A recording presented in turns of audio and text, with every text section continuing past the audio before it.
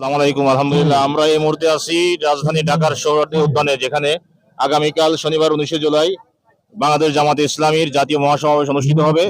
ইতিমধ্যে এই সমাবেশ স্থলে এসে উপস্থিত হয়েছেন বাগেরহাট ফোরাম ঢাকার সম্মানিত সেক্রেটারি জনাব অ্যাডভোকেট শামসুজ্জামান এবং আমাদের ফকিরহাট উপজেলার সম্মানিত রাজনৈতিক সেক্রেটারি মজলুম জননেতা ফজলুল হায়দার স্যার। আমরা সরাসরি চলে যাচ্ছি মুফাজ্জল হায়দার স্যারের কাছে। আসসালামু আলাইকুম, আর সবাইকে শুভেচ্ছা।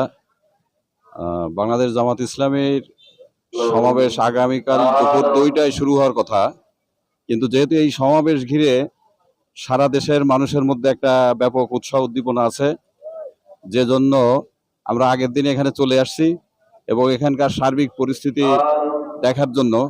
তো আলহামদুলিল্লাহ, সমাবেশ আগামীকাল 2টায় শুরু হবে, কিন্তু এখনই আমরা দেখতে পাচ্ছি যে হাজার হাজার লোকের অবস্থান এখানে, এবং বেশ কিছু কৌতূহলী মানুষ যারা আসছেন যে কালকে সমাবেশ কেমন হতে পারে, মাঠ প্রস্তুতি কেমন। তো যদিও বর্ষার কারণে কিছু কিছু জায়গায় একটু সমস্যা আছে, তারপরও কর্তৃপক্ষ অনেক চেষ্টা করেছেন এবং এখানে ব্যাপক আকারে নতুন করে বালু দেওয়া হয়েছে। তো আশা করি স্মরণকালের বৃহত্তম সমাবেশ আগামীকালকে হবে ইনশাল্লাহ। সবার কাছে দোয়া চাই। ধন্যবাদ। কথা বলছিলেন অধ্যাপক মুফাজ্জল হায়দার স্যার। এ পর্যায়ে